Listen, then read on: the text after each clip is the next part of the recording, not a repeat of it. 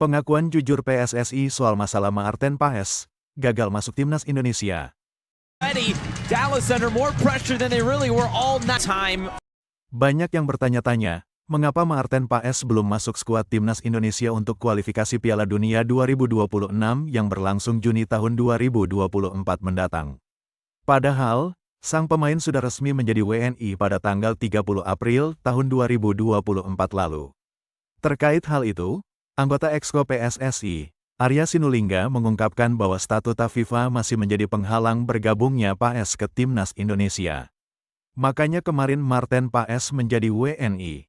Jadi setelah dia menjadi WNI, kita punya hak sebagai negara untuk mengajukan ke CAS. Kalau dia tidak WNI, kita tidak punya hak, makanya jadi WNI dulu Maarten Paes. Setelah itu baru kita ke CAS.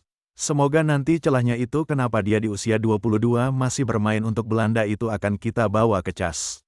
Jadi doakan secepatnya ada proses yang baik sehingga Maarten Paes bisa menjadi pemain timnas Indonesia, pungkasnya.